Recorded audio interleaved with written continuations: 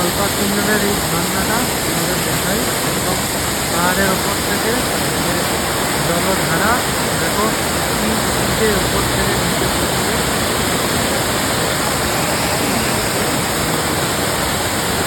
একদম পুরো পাহাড়ের গা বেয়ে পাহাড়, আর এই হচ্ছে পাহাড়ের গা বেয়ে আসা ঝর্ণা। এই যে কল্পাকিন্নরে এসেও কিন্তু আমাদের ঝর্ণা পাথরে এসেও পড়ছে, জল উপর থেকে নিচে পড়ছে, ঠান্ডা জল একদম কিন্নরের যে ঝর্ণা সেটাই তোমাদের দেখাচ্ছি। এই যে এখন আমি চলে এসেছি এই যে রক টানেল, আমার পিছনে দেখতে পাচ্ছ রক টানেল। এই যে রক টানেল আমার সামনে একদম কল্পাকিন্নর যেতে গেলে যে বিখ্যাত রক টানেল পড়ে সেটাই। এই যে দেখো পুরো প্রাকৃতিক উপায় কিন্তু এটা বানানো, এই টানেলটা তোদেরকে দেখাই, পুরো প্রাকৃতিকভাবে বানানো এই টানেল। এবার আমরা টানেলের ভেতরটা তোমাদেরকে দেখাই। দেখো কি অপরূপভাবে তৈরি হয়েছে এই টানেলটা। এই হচ্ছে কিন্নরের রক টানেল। আমি এখন একদম রক টানেলের সামনে এসে গেছি, কল্পার যে বিখ্যাত রক টানেল যেটা তোমাদের দেখাচ্ছিলাম। এই দেখো রক টানেল। তো কল্পা এলে কিন্তু এই রক টানেল তোমরা রাস্তার মাঝেই একদম দেখতে পাবে, পিছনের সিনিক ভিউ আর এই যে রক টানেল। আমি রয়েছি এখন কল্পার এই বিখ্যাত রক টানেল, দেখতে পাচ্ছ অপরূপ সৌন্দর্য এই রক টানেলে, একদম প্রাকৃতিক উপায় বানানো।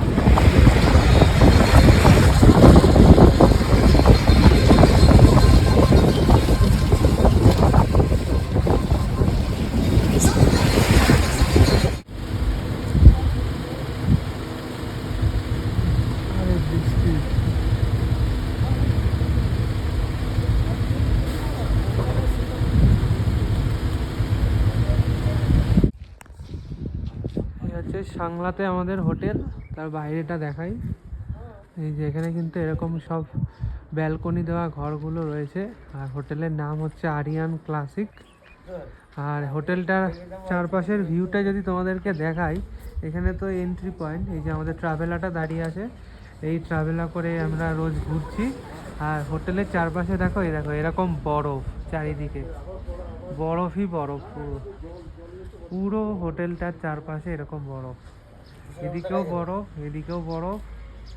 আর এইখান থেকে কিন্তু একদম এই কামরু ফোর্ট দেখা যাচ্ছে, এই যে জুম করে দেখাচ্ছি কামরু ফোর্ট, এই যে, আর চারিদিকে পাহাড়, সাংলার এই পাহাড়।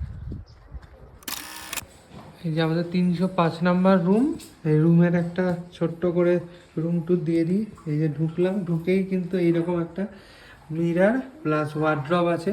এই যে ওয়ার্ড্রব, এখানে কম্বল টম্বল সব দেওয়া, এখানেও নিচে রাখার জায়গা রয়েছে, এখানে রয়েছে একটা চেয়ার। আর এদিক থেকে দেখাই, এইখানে ওয়াশরুম, আর এই যে কিং সাইজ বেড, আর এইখানে দুটো বসার জায়গা, প্লাস একটা টেবিল রয়েছে, এখানে ছোট্ট মতো টিভি, যদিও কেউ এখন আর টিভি দেখে না রুমে ঢুকে, কারণ রুমের বাইরে যে ভিউটা সেটা তোমাদেরকে লাস্টে দেখাবো। এখন ওয়াশরুমটা দেখাই। এই যে গিজার টিজার রয়েছে, আর এখানে কোমর দেওয়া, আর এখানে একটা ছোট বেসিন আর আয়না। এবার এই রুমের বেস পার্টটা তোমাদেরকে দেখাই, ওয়েট ফর ইট। জাস্ট ব্যালকনিটাই নিয়ে যাই তোমাদের,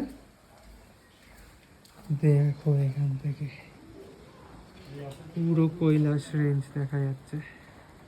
এই দেখো, বৃষ্টি পড়ছে আজকে,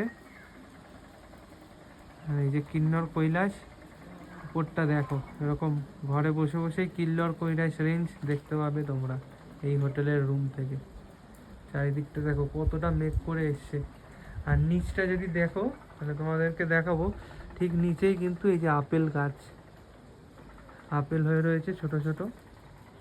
এই দেখো ভর্তি কিন্তু আপেল গাছ এখানে।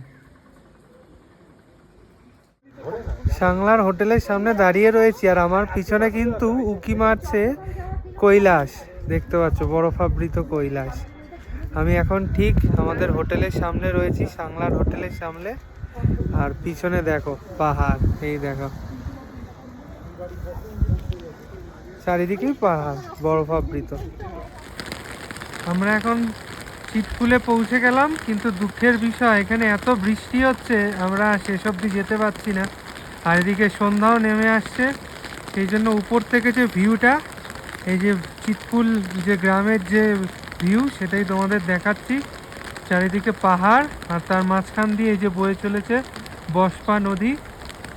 ভারতবর্ষের শেষ গ্রাম কিন্তু এই চিৎকুল, এর পেছনেই কিন্তু তিবেত, আর এটাই হলো ইন্দো তিবেটিয়ান বর্ডার।